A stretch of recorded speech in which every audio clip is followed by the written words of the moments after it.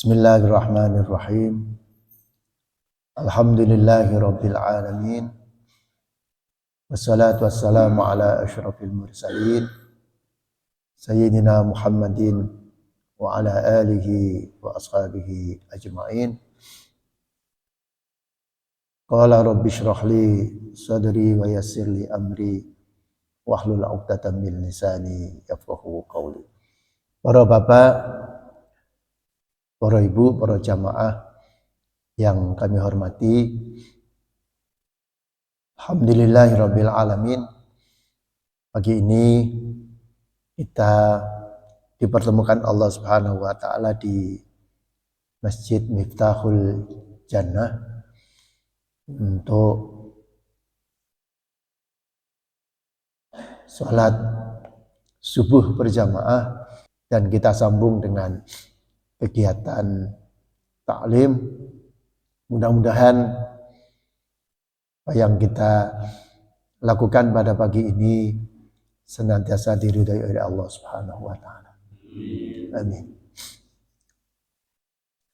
Bapak Ibu yang saya hormati, mari kita buka pengajian pagi ini dengan bersama-sama baca surat Al-Fatihah, dengan harapan mudah-mudahan Allah senantiasa membimbing kita untuk bisa melaksanakan kebaikan-kebaikan, dan semoga Allah menjadikan ilmu yang kita pelajari nanti menjadi ilmu yang bermanfaat fid dini wa dunya wal akhirah.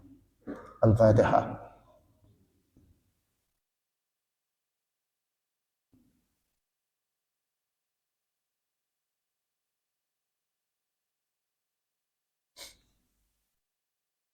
Baik, tema yang akan kita usung pada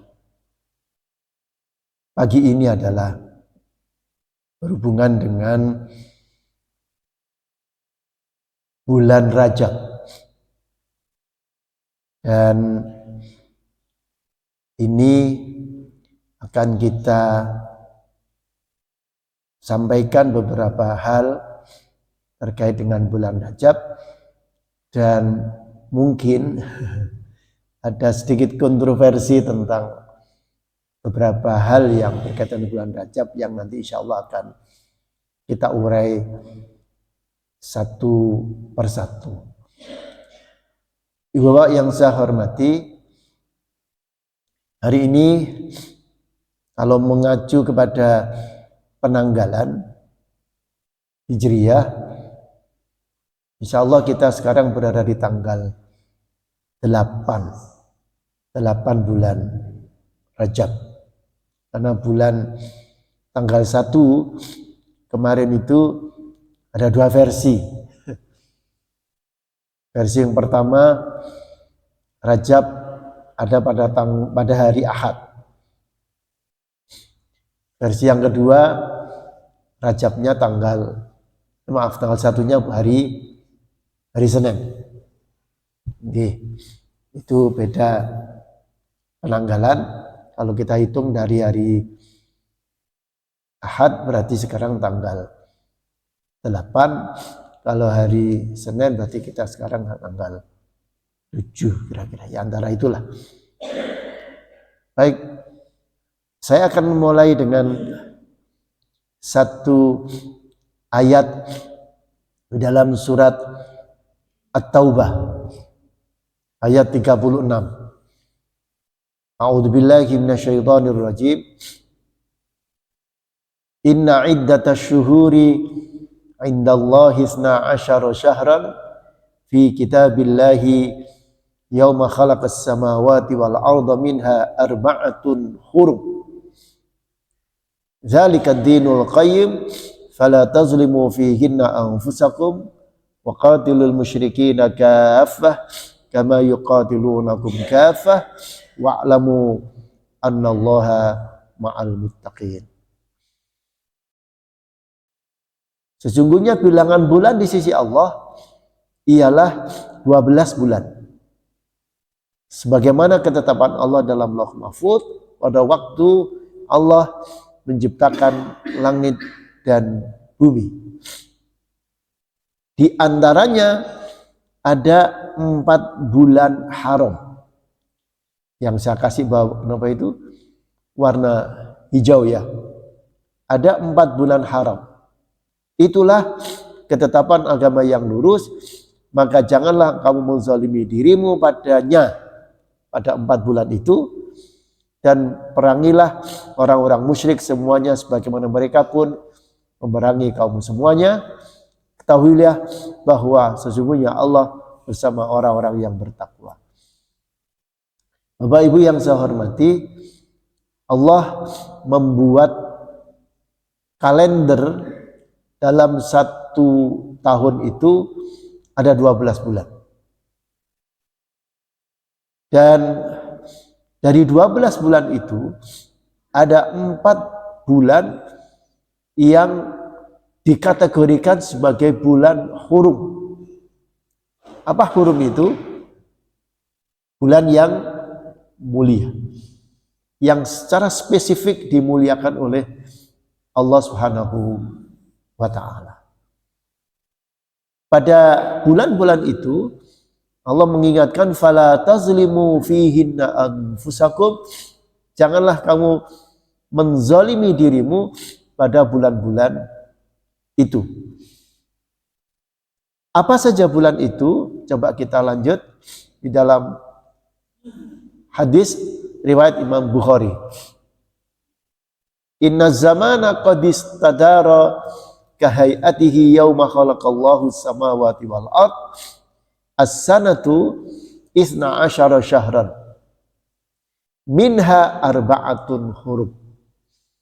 Jadi ayat Al-Quran surat At-Taubah 63 itu 36 itu kemudian dijelaskan oleh hadis yang diriwayatkan oleh Imam Bukhari.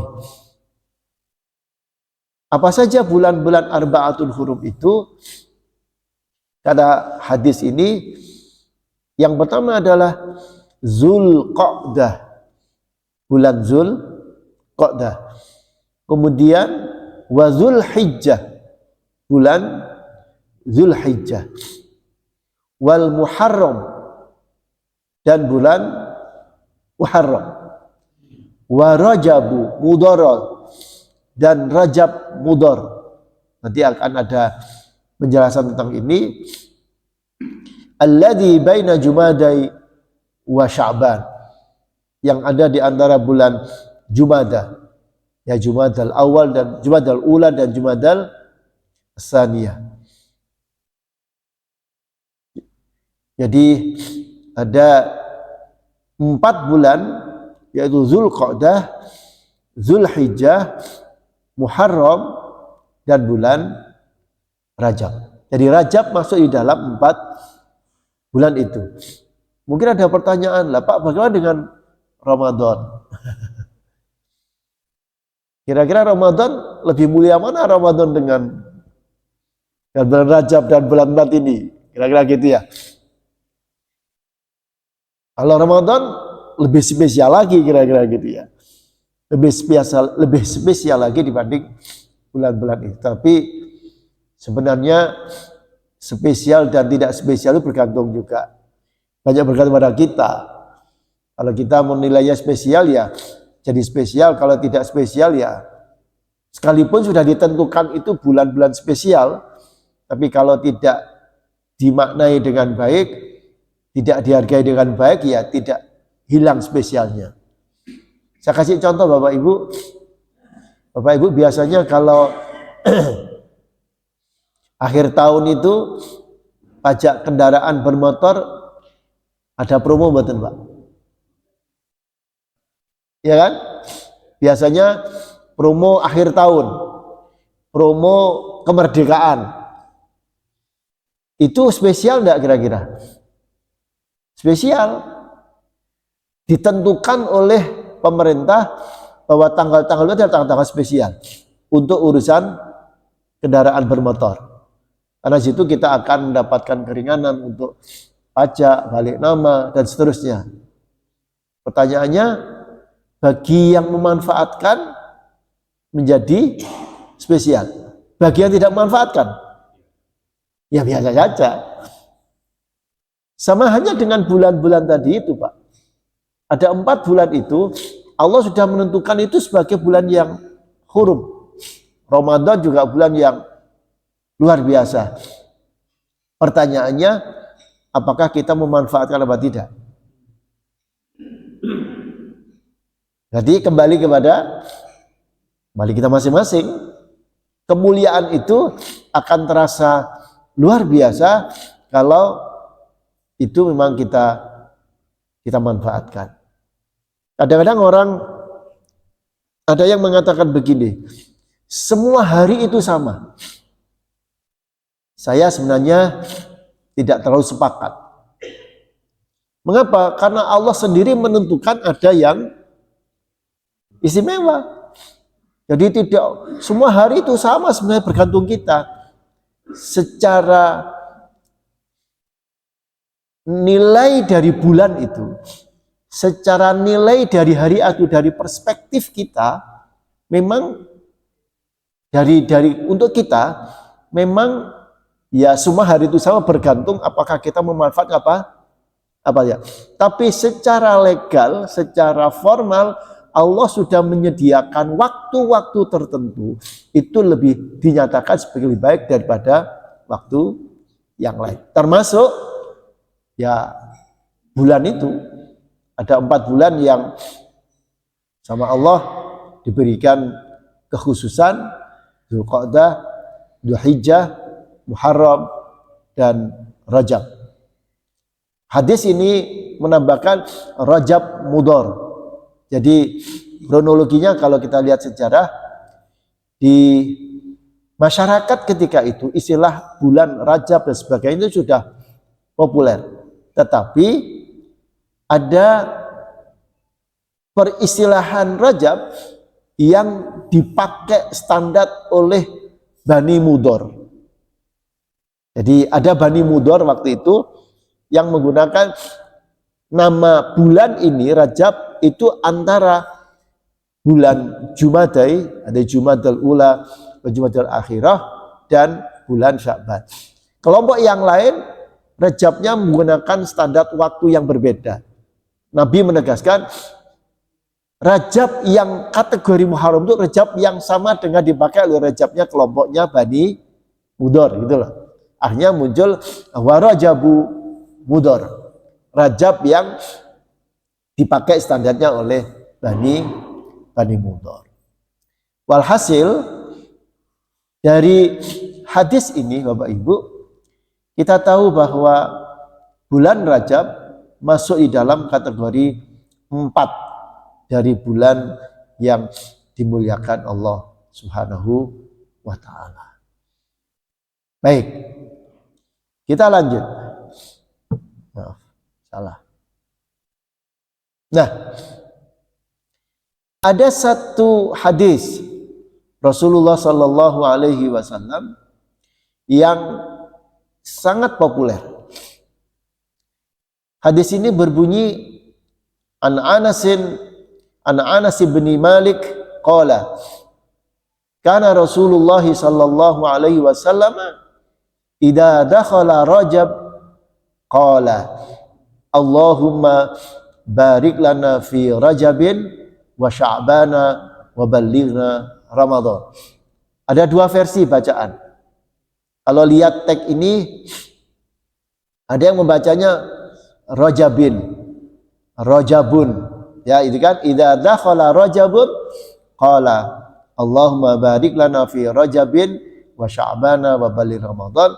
Ada yang baca Allahumma barik lana fi Rajaba. Ini yang populer, yang umum. Makanya tadi saya mendengar imam juga membaca doa Allahumma barik lana fi Rajaba wa Sya'bana wa ballighna Ramadan. Jadi ada dua versi bacaan tentang ini, ada yang baca fi Rajaba, ada yang baca fi Rajabin. Monggo mana yang dipilih. Jadi ada 2 versi yang membaca itu. Apa arti dari hadis ini? Hadis ini mengajarkan kepada kita bahwa ketika bulan Rajab itu Rasulullah SAW berdoa, ya Allah, barik lana, berkailah kami di bulan Rajab, berkailah kami di bulan Sya'ban, dan sampaikan kami bulan Ramadan. Ini menandakan bahwa Rajab mempunyai posisi yang cukup penting berkaitan dengan bulan Ramadan. Mengapa? Karena Ramadan itu ya ibarat puncak waktu untuk ibadah itu ya Ramadan. Karena itu sebagai waktu yang luar biasa, maka perlu ada prepare, perlu ada persiapan. Nah, persiapannya dimulai dari bulan Rajab itu. Baik, ini terjemahnya. Rasulullah SAW apabila masuki bulan Rajab, beliau berdoa, ya Allah, berkailah kami di bulan Rajab dan bulan Sya'ban, dan sampaikanlah kami pada bulan Ramadan. Hadis riwayat Imam Baihaqi. Tetapi Bapak Ibu, ada catatan. Catatannya, hadis ini dinilai sebagai hadis dhaif. Ya napa nak pun dhaif ngaten iki, Pak? Dilakoni apa mboten? Dijalani apa tidak? Mulai ini, mulai mikir ya. Iki umum loh. Allahumma barik lana fi Rajab wa Sya'bana wa ballighna Ramadan. Itu sudah kita baca berkali-kali. Ternyata hadisnya dhaif. Ora apa-apa terus. Nanti saya akan ajak jenengan menelusuri hal seperti ini. Jadi yang saya katakan tadi, ya ada sedikit kontroversi di bulan Rajab ini, tapi kita nanti akan mencoba mengurai bagaimana kita memposisikan diri. Oke, Ibu Bapak yang saya hormati, beberapa pandangan para ulama. Karena tadi saya sampaikan bahwa puasa itu adalah bulan yang puncak dari aktivitas ibadah kita, semuanya dicurahkan di bulan puasa. Karena bulan puasa mempunyai posisi yang sangat luar biasa bagi kita. Karena itu para ulama menggambarkan bagaimana posisi bulan Rajab kaitannya dengan itu. Maka istilahnya adalah Rajab Syahruz Zar'i. Rajab itu adalah bulan menanam. Wa Sya'ban Syahruz Saqfi. Sya'ban itu bulan menyiram. Wa Ramadan Syahrul Hasadi. Ramadan itu bulan memanen. Jadi kalau kita ingin memanen pahala, kalau bahasa kita, kebaikan, keutamaan pada bulan Ramadan nanti, yang menanamnya mulai sekarang. Maka hadis yang tadi dibacakan di awal, sekalipun statusnya adalah dhaif, itu kaitannya dengan kepentingan kita masuk pada bulan Ramadan. Maka diibaratkan kalau bulan Rajab itu adalah bulan yang dipakai untuk menanam. Pada bulan Sya'ban adalah bulan untuk menyiram. Bulan Ramadan insya Allah bisa memanen.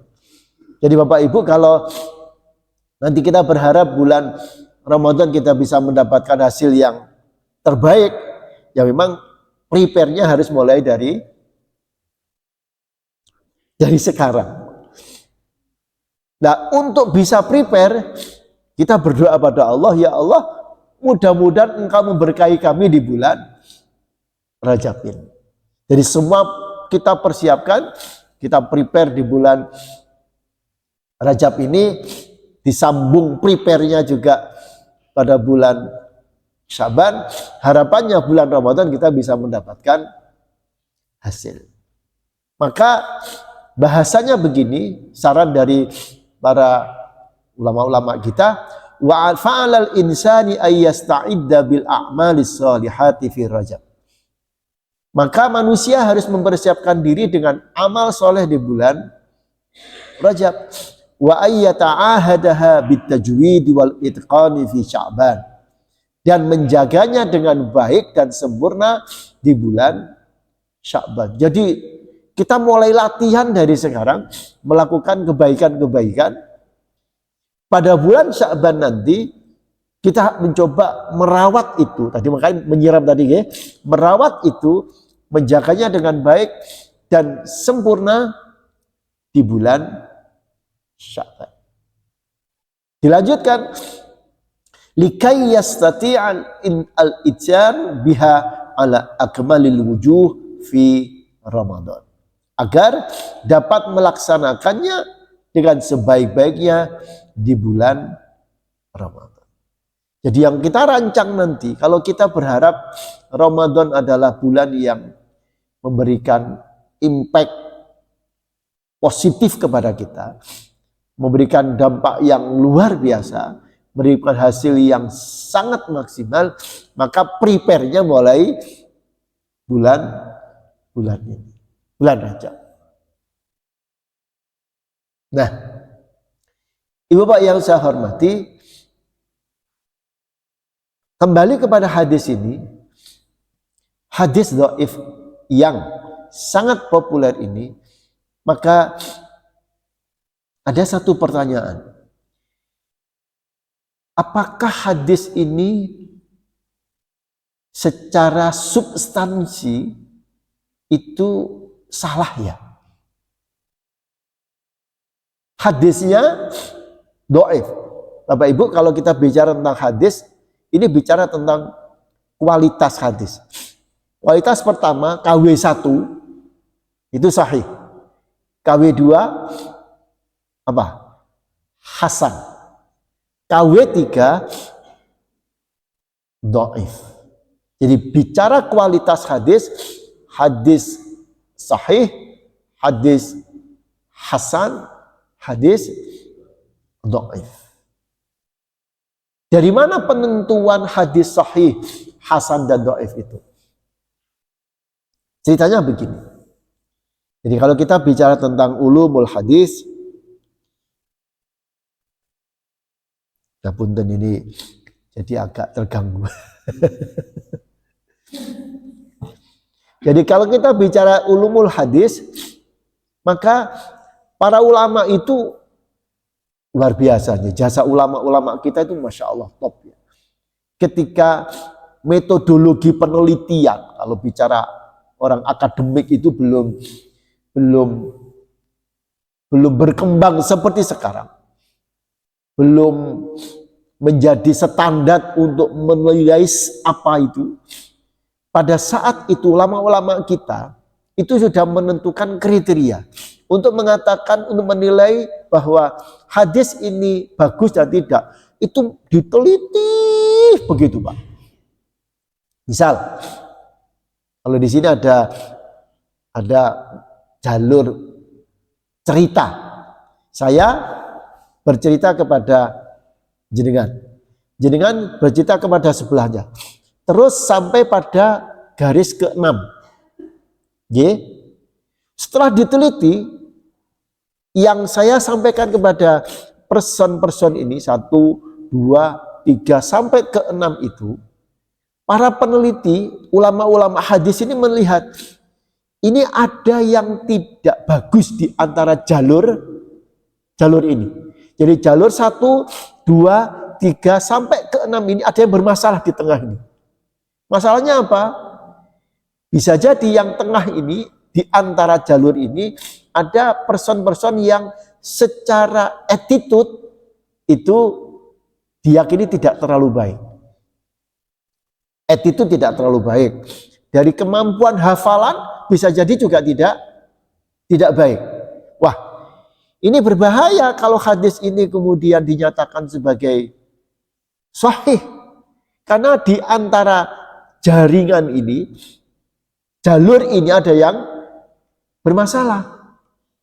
Akhirnya kalau permasalahannya itu serius, para ulama kemudian, wes ini jangan masuk KB1. Karena di tengahnya ada yang serius ini. Masuk di dalam peringkat yang ketiga. Yang kalau serius banget, ketiga. Masuk kategori dhaif. Kalau di antara jalur-jalur ini, itu ada yang bermasalah tapi tidak terlalu serius, maka masuk di dalam grade namanya hasan. Tapi kalau clear semuanya, ini tidak ada masalah, attitude-nya bagus, dari sisi hafalannya beres, semua, oh ini clear semua ini, orang-orang ini, maka masuk dalam kategori sahih. Jadi kalau bicara kualitas hadis sahih, hasan, dhaif, itu hanya berurusan dengan jalur periwayatan. Oke? Itu penilaiannya. Bagaimana dengan substansinya?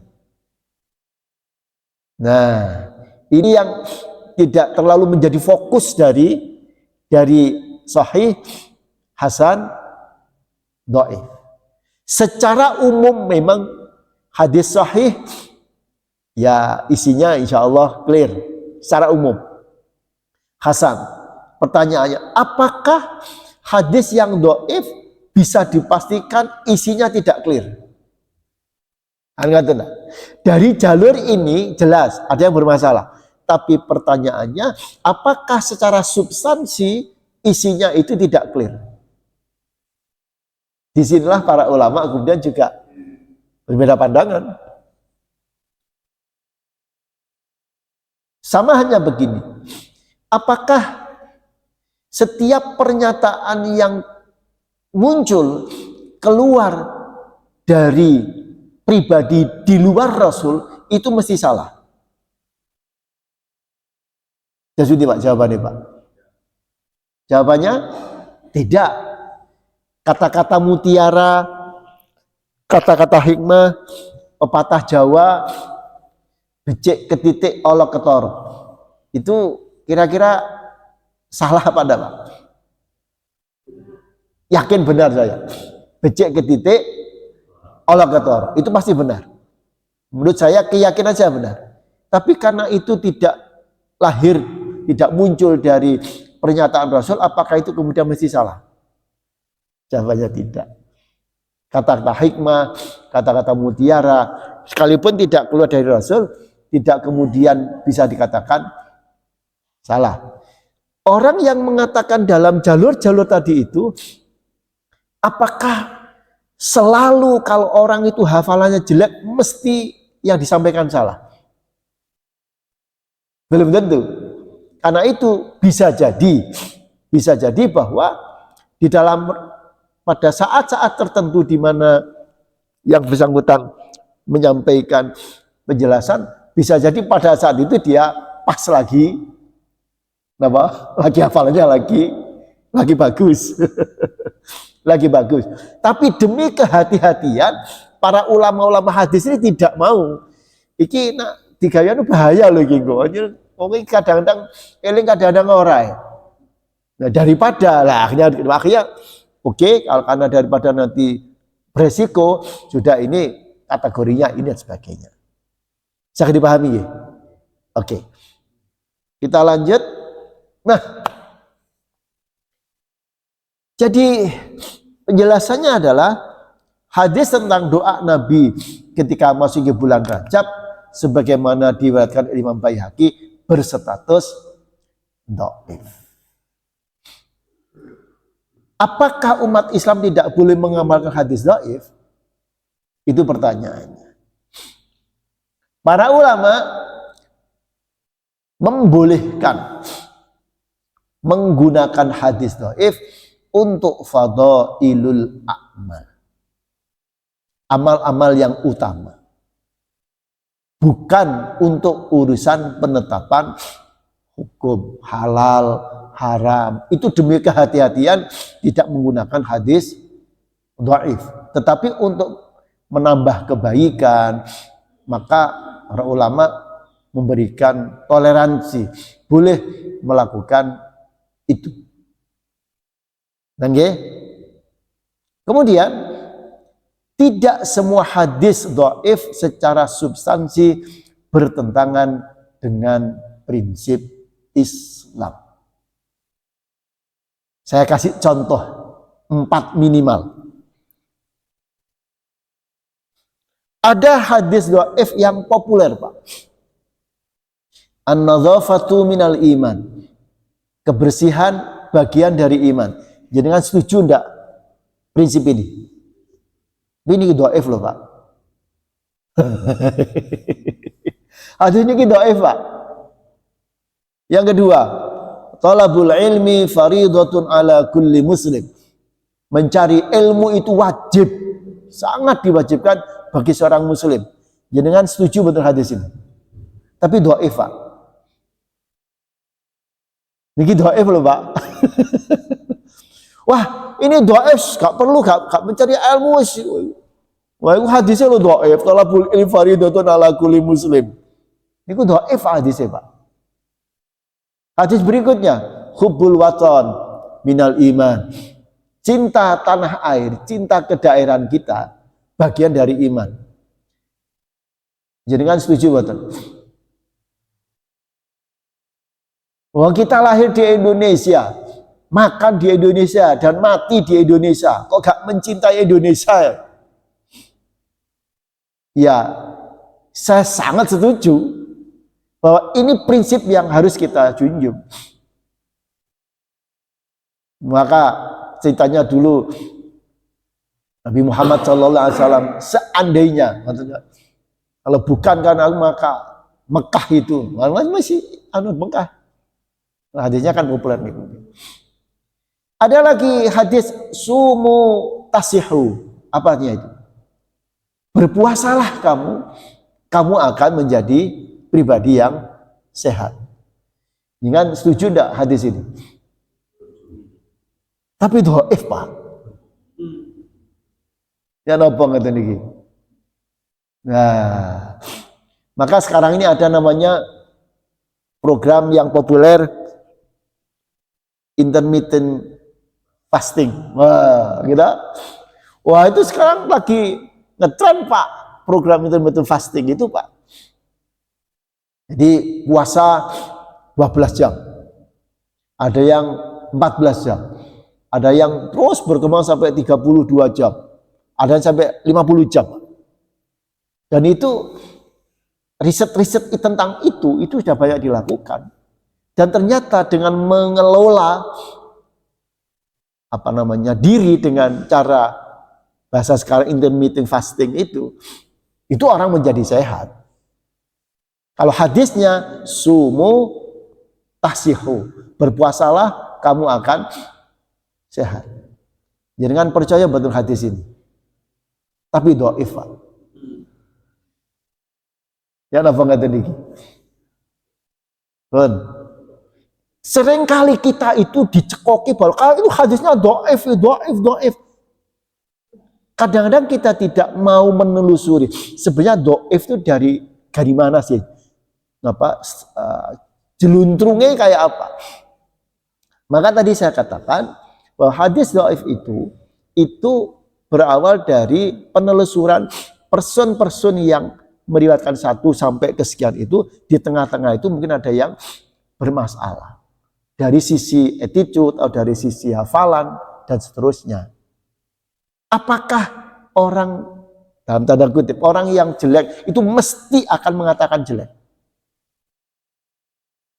Orang yang jelek akan selalu mengatakan yang jelek? Tidak selalu, Pak.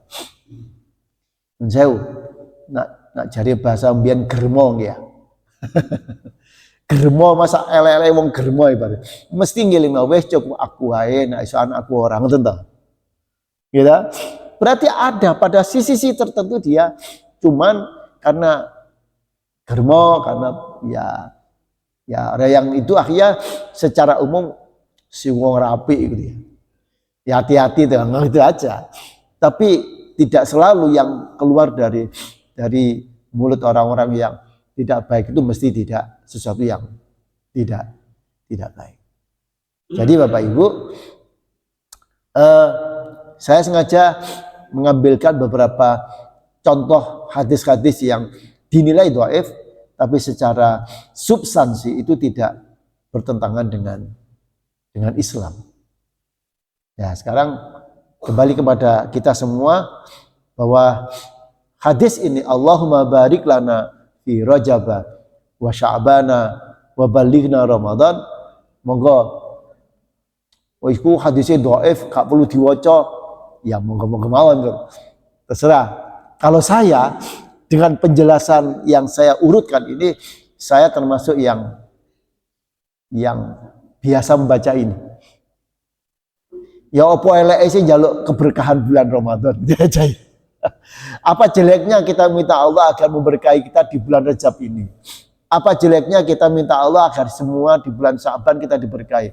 Apa jeleknya kalau kita berharap kita disampaikan pada bulan Ramadan sebagai bagian dari cita-cita kita bahwa saya ingin masuk bulan Ramadan karena kita ingin maksimal di bulan Ramadan. Apa jeleknya? Apa salahnya? Sekalipun hadisnya entah. Bapak Ibu, saya pikir ini pembuka, sudah hampir 40 menit. Wah, gitu nyempetin kerasa gitu. Sudah hampir 40 menit loh saya tadi saya hitung jam berapa wow? 5 lebih bintang wow. Sudah hampir situ dan monggo kalau mau sekiranya untuk diperdalam. Nah, kita hanya memiliki senengannya kan diskusi ya. Kalau di tempat yang lain kadang-kadang ya, bantu saya diskusi. Nah, makanya saya akan batasi diri, kita pakai 50 menit cukup untuk pembukaan. Nanti akan kita sambung dengan diskusi. Monggo. Nah, kalau buka nih. Assalamualaikum warahmatullahi wabarakatuh. Ustaz, saya ini kan agak bingung ya dalam Islam ini. Kenapa mengajarkan pada hal-hal yang memerangi perang gitu. Ini kan juga kenapa saya tadi minta ini dimunculkan lagi. Perangilah orang-orang musyrik. Jadi berperang terus kita ini. Bukan mengajarkan kedamaian. Jadi kenapa Allah memerintahkan kita itu untuk perang orang-orang musyrik semuanya sebagai mereka memerangi kamu semuanya. Jadi ini kan seolah-olah kan perang dibalas perang begitu. Dan kan banyak sekali di dalam ayat-ayat Al-Quran itu yang perintah-perintah perang begitu. Itu aja Pak Ustaz. Terima kasih. Waalaikumsalam.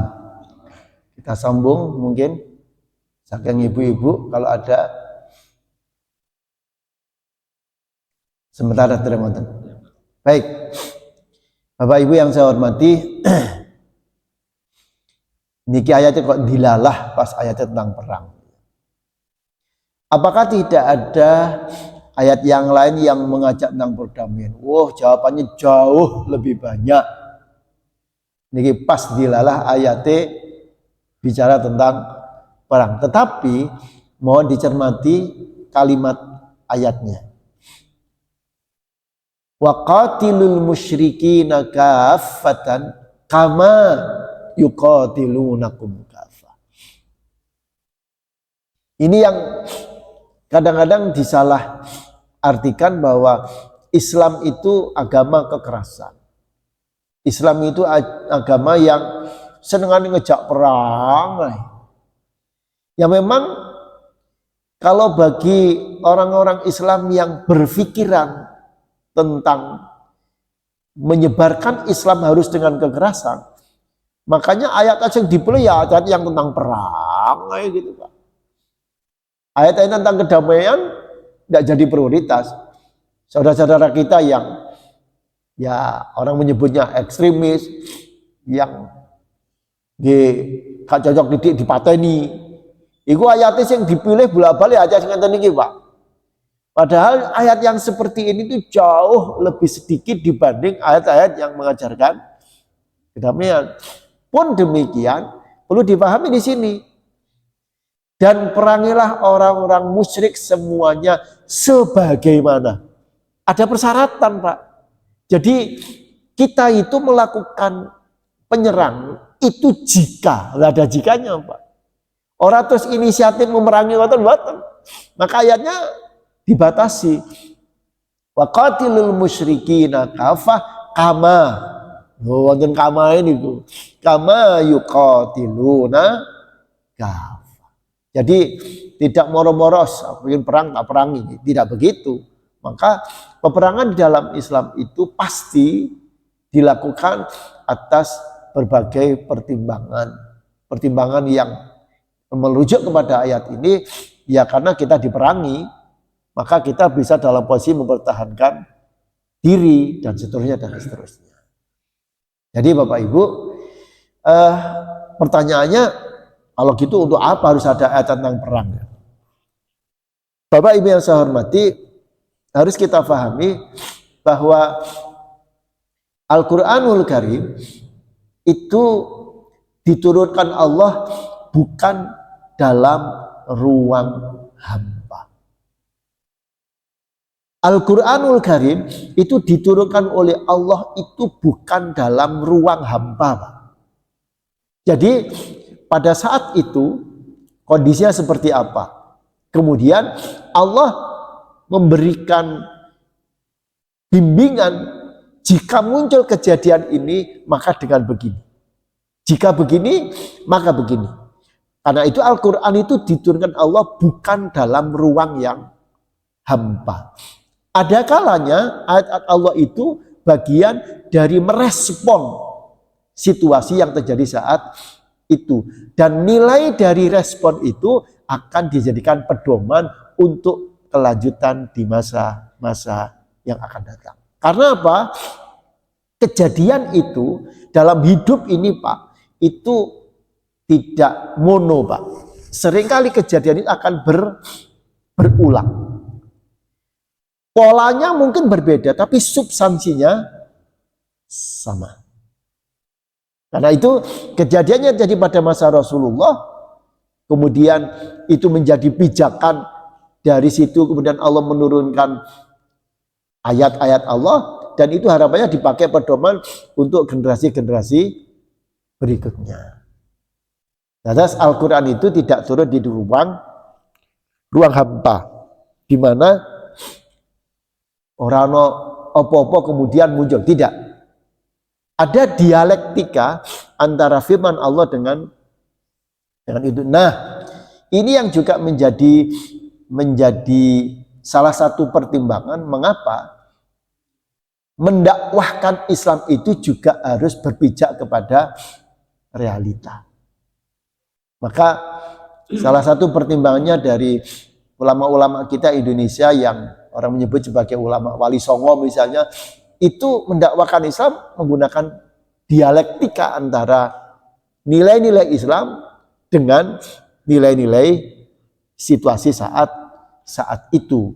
Sama hanya itu diambil dari pertimbangan bahwa Allah juga menurunkan itu juga menggunakan dialektika antara situasi saat itu dan situasi yang kemudian Allah menurunkan Al-Quran. Maka banyak ayat Allah yang misalnya bagaimana Allah mengingatkan Rasulullah agar berhati-hati di dalam mengeluarkan pernyataan.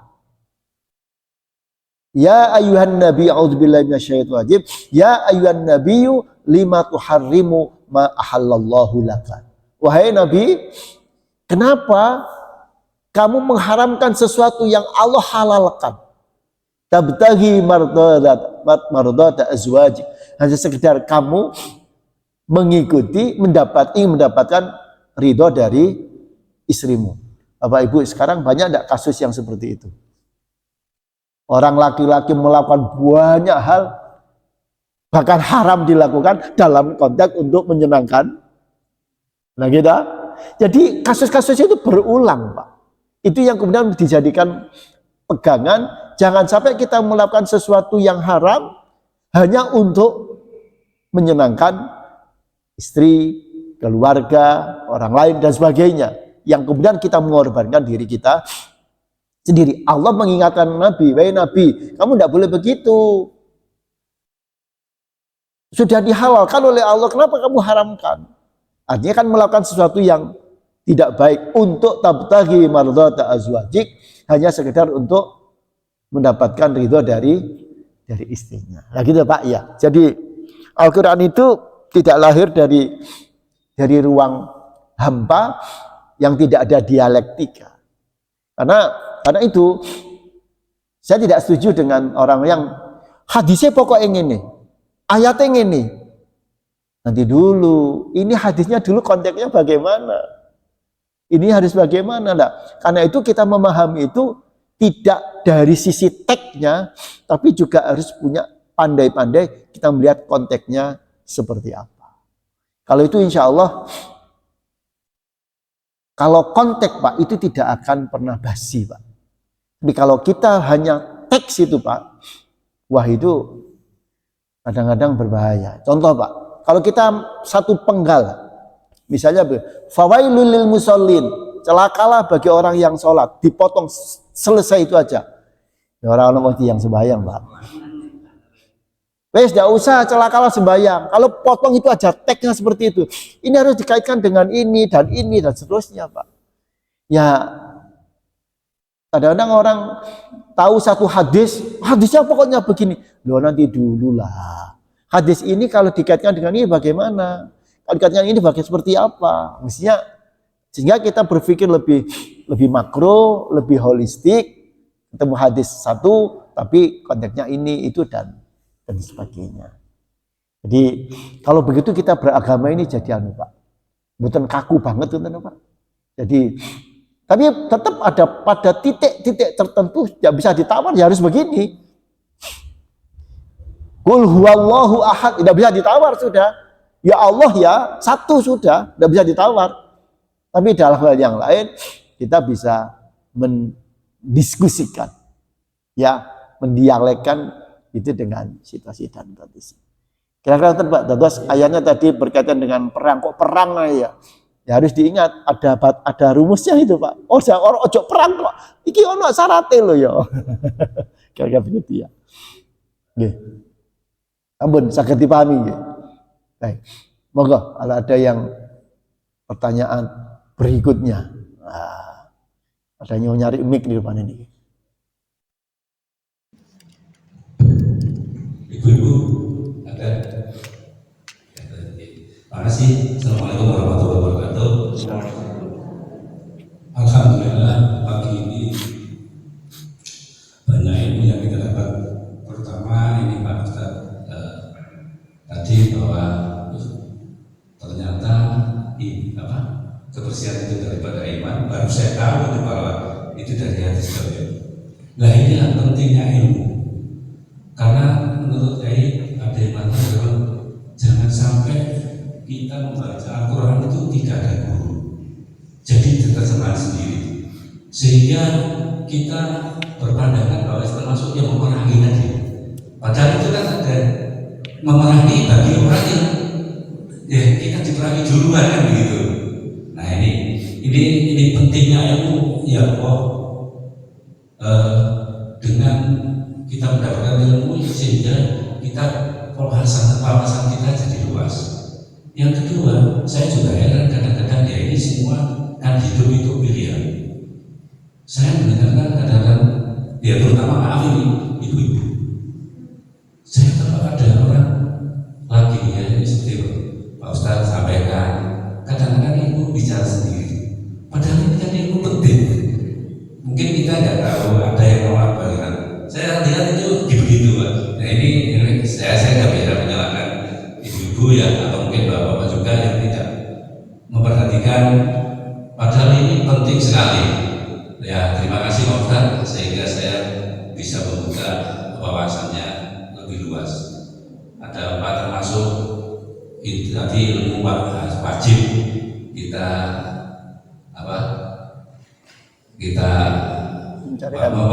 menuntut ilmu wajib ya. Tapi termasuk itu diantaranya termasuk ternyata dua ibadah ini saya baru tahu ini Pak. Ya terima kasih Pak Ustadz. Mungkin ya ini perlu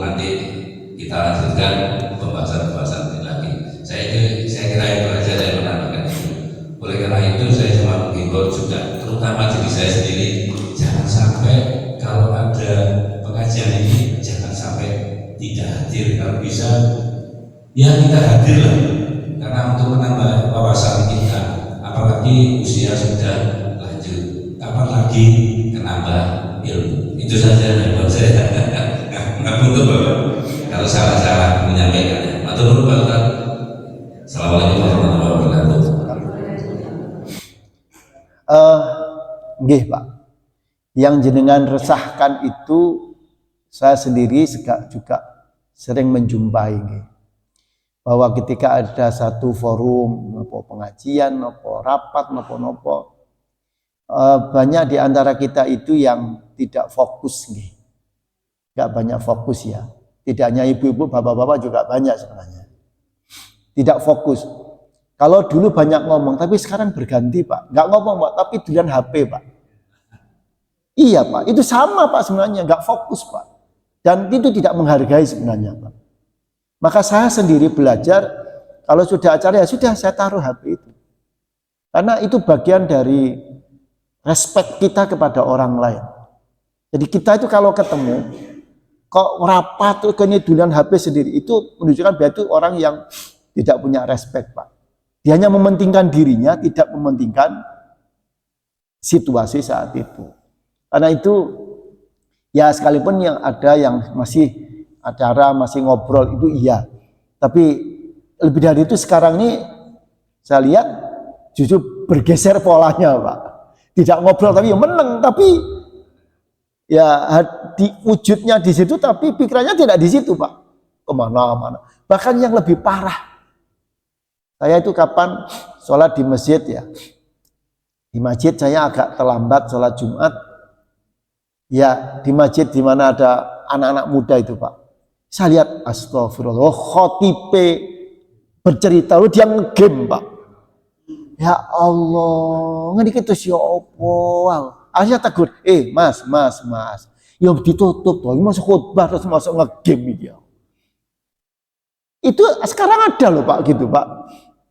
Jadi situasi apa sih? Dia itu fisiknya ada di sini, di tempat itu, tapi pikirannya tidak di situ Pak. Itu memang harus kita latih memang. Kita harus sendiri yang memaksakan kita taruh. Maka literasi tentang penggunaan media sosial itu memang penting Pak. Kapan kita menggunakan, kapan tidak, dan sebagainya. Saya ini mungkin kalau ngajar itu sekarang kayak model anak SD lagi Pak, otoriter Pak. HP semua harus dimasukkan di tas. Kalau ngeten saat ini Pak. Karena enggak gitu scrolling, macam-macam Pak. Kapan itu kalau ngejak mahasiswa itu, karena mantun semesteran, ada ngusul Pak, buat kita kumpul-kumpul makan-makan. Ya wes saya mangan-mangan, saya bilang gitu. Saya wes cari warung, gue sih bayari aku, saya bilang gitu. Hanya cari tempat Pak. Duduk bareng ada anak berapa puluh gitu duduk. Kalau awas-wasi lah yo, ngelumpuk arek sak mene kae kok yo anteng tapi nyekel HP dewi-dewi Pak. Lagi terus lah apa? Wes sekarang HP-nya dikumpulkan di tengah semua, saya bilang gitu. Akhirnya HP-nya saya minta dikumpulkan di tengah meja. Akhirnya cair guyon macam-macam. Yo ngedel, apa gunanya kita kumpul berdekatan tapi kemudian pikiran kita di mana-mana? Nah, saya ini fenomena apa? Termasuk ya kita Pak, sing tua-tua ada ngelumpuk ini ya anteng tapi ya anu dewe-dewe Bu. Gitu, realitasnya begitu kan? Jadi kita ini kadang-kadang kurang bijaksana memanfaatkan media sosial yang ada dalam diri kita masing-masing. Kurang bijaksana. Ya karena itu ya mari kita belajar bersama-sama. Saya juga harus belajar, jadi semua belajar kapan kita harus menggunakan media sosial, kapan kita harus ngomong. Jadi kalau ada orang bicara dan kemudian orang itu ngobrol dewe, itu berarti memang perlu dievaluasi bagaimana respect kita terhadap orang lain. Itu menunjukkan respect Pak. Jadi kalau orang ngomong dewe berarti dia itu nggak punya respect. Bahwa dia tidak pandai menghargai orang lain. Jaluke dihargai tapi dia gak gelem ngregani. Baik. Yang kedua, belajar perlu guru. Betul Pak. Kadang-kadang kalau kita belajar sendiri, baik Pak, tapi pada titik tertentu kita tetap harus berkonsultasi Pak.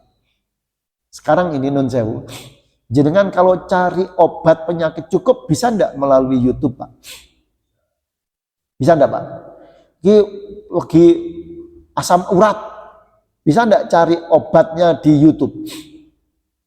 Bisa kan? Cari obatnya di internet bisa enggak? Tanya halo dok, bisa kan? Bisa kan? Apakah jenengan akan memastikan, berani spekulasi, wis pokoknya aku manut tambah iki? Berani Pak? Untuk penyakit yang ringan-ringan monggo Pak. Tapi untuk penyakit tertentu perlu diagnosa Pak. Perlu konsultasi Pak. Agama juga begitu Pak. Kita boleh Pak, dan harus, kita belajar itu harus Pak. Tapi tetap harus dikonsultasikan pada titik-titik tertentu Pak. Ketika kita beresiko tinggi menyalahkan orang lain, wah, kudu takon nih. Harus dikonsultasikan Pak. Sama hanya dengan ketika kita mencari informasi konsultasi kesehatan, bisa di mana-mana Pak dengan sekarang ini. Tapi apakah akan yakin bahwa itu pasti akan, wah, itu beresiko tinggi. Dokter saja Pak. Kalau mau diagnosa mesti bertanya dulu loh Pak. Tidak langsung sekalipun hasil labnya mengatakan begini, tapi pasti ditanya dulu, Bapak kemarin gejalanya apa? Iya kan? Masa langsung sekalipun CT scan-nya ketemu, kemudian hasil labnya ketemu, langsung dieksekusi? Tidak Pak. Tanya dulu Pak, gejalanya apa Pak? Yang dirasakan apa Pak? Kemudian dicocokkan. Itu fungsinya ya membaca data, kemudian dengan menyimpulkan. Orang yang ngerti saja melakukan itu, apalagi kita yang tidak ngerti tentang kesehatan, bukan bidang kita. Ya tetap kita harus berkonsultasi kepada pihak yang mumpuni tentang itu. Pun demikian, dalam hal agama, ya kita tetap harus belajar Pak. Membaca Al-Quran dengan terjemah harus kita lakukan Pak. Karena itu kualitas kita akan meningkat. Tapi, nah ada tapinya. Jangan sampai kita kemudian hanya yakin dengan kemampuan kita yang terbatas, meyakini segala-galanya tanpa konsultasi. Nah, disinilah pentingnya kita terus tahu diri bahwa ini oke, tapi kita harus begini dan seterusnya. Nah, termasuk tadi yang katanya, ternyata hadisnya ini dhaif ya. Nah ini, makanya saya sengaja Pak, tak pilih, ini saya pilihkan yang populer ini. Ini bisa jadi banyak orang tidak tahu ini. Nah, akhirnya, ternyata hadis dhaif tidak semuanya harus kita buang, harus kita kesampaikan. Tidak. Secara substansi betul, tapi jalur periwayatannya memang ada yang bermasalah. Ya ini contohnya. Sumu taksihu, kebersihan dari iman, kemudian cinta tanah bagian dari iman, mencari ilmu wajib. Nah, mencari ilmu wajib itu dhaif, gak usah mencari ilmu apa gitu. Ya, blunder kita. Tidak macam-macam orang Islam ya. Cukup? Alhamdulillah. Monggo. Nggih, ada yang disambung. Nggih niki dinane kan minggu nyantai nggih ya.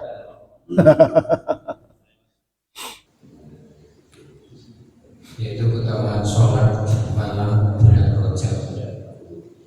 Barang siapa yang menghidupkan dalam kurung dengan ibadah malam pertama di bulan Rajab, maka hatinya tidak akan mati ketika hati-hati mati. Allah akan taburkan kebaikan dari atas kepalanya, dan dia akan keluar dari dosa-dosanya bagaikan baru dilahirkan dari rahim ibunya.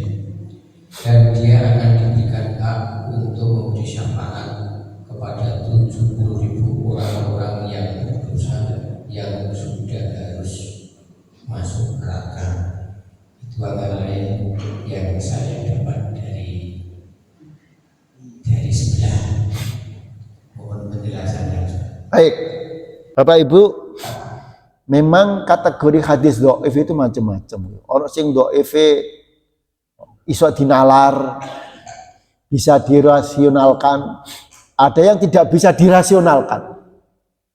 Saya termasuk tipe yang hadis dhaif, tapi kalau bisa dirasionalkan, saya menerima. Tapi nak sing ora kena dirasionalkan, koyok ora masuk akal yo. Mosok nyumbang sidik kemudian ganjarane sekian besar. Saya termasuk yang tidak menerima yang dhaif yang bertentangan dengan apa? Nalar yang umum lah. Nah, kalau begini kan sangat rasional, Pak. Hadis dhaif ini sangat rasional. Kebersihan, ya pastilah kebersihan itu. Nah, kemudian mencari ilmu, ya pasti wajib lah. Nah, yang bisa dirasionalkan saya termasuk yang hadis-hadis dhaif yang saya bisa menerima. Tapi nak pun wis di luar nalar, suara kayak dirasional noise. Nah, saya termasuk yang menghindari yang hadis dhaif yang lah. Bagaimana dengan yang hadis yang diceritakan tadi? Pada prinsipnya orang sholat malam baik-baik saja. Jadi orang sholat malam di bulan Rajab dan di bulan Rajab, apalagi ini bulan yang hurum, yang dimuliakan ya memang spesial. Tapi apakah konsekuensi dari itu kemudian akan mendapat sekian banyak? Menurut saya sebaiknya kita tidak perlu mengaitkan kebaikan kita dengan ganjaran Gusti Allah. Ngoten nggih. Singkat saya pernah menyampaikan ya, kalau bisa kita ini tidak transaksional, ngoten nggih. Ibadah pokoknya iki ngene kudu kewajiban yang Gusti Allah ibadah, mbuh dikek ngene wis kudu urusanku. Nah, kalau itu masih bisa diambil, Pak. Tapi kalau ibadah semalam dalam rangka untuk mendapatkan yang tadi itu, saya coba menghindar dari hadis yang saya ngoten niku, Pak. Kira-kira begitu nggih. Jadi hadis dhaif pun itu berjenjang. Nah, nanti kalau hadisnya itu sangat tidak rasional sama sekali, itu berpotensi menuju maudhu, Pak. Maudhu itu palsu, yang sudah sangat berbahaya, Pak. Kalau hadisnya dhaif, orang kena dinalar blas itu ya, itu sangat potensial menuju ke maudhu. Lah, maudhu itu guys malah harus sangat berhati-hati kita. Masih dhaif, masih bisa dinalar, dikaitkan dengan ayat sana, hadis yang sana masih nyambung, ya saya masih termasuk yang masih bisa menerima. Ngaten nggih? Cakap? Baik, Bapak Ibu, saya pikir cukup penjelasan ini. Mari kita tutup dengan bacaan doa akhir majelis. Mudah-mudahan Allah meridai kita semuanya. Bismillahirrahmanirrahim. Subhanakallahumma wa bihamdika asyhadu an la ilaha illa anta astaghfiruka wa atubu ilaik. Terima kasih dan mohon maaf saya pagi ini kata saya alergi nih rada kumat. Jadi waduh agak mboten maksimal, ngapunten. Ya tapi ngeten iki nggih rahmate Gusti Allah nggih kok trimo mawon. Nggih mboten anu. Makaten ingkang saged saya sampaikan, mudah-mudahan semuanya menjadi manfaat dan yang benar memang dari Allah, yang salah dari kelemahan saya dalam memahami, menafsirkan ayat Al-Quran dan hadis Rasul Muhammad SAW. Terima kasih. Hadanallahu wa iyyakum ajma'in. Wassalamualaikum warahmatullahi wabarakatuh. Assalamualaikum warahmatullahi wabarakatuh.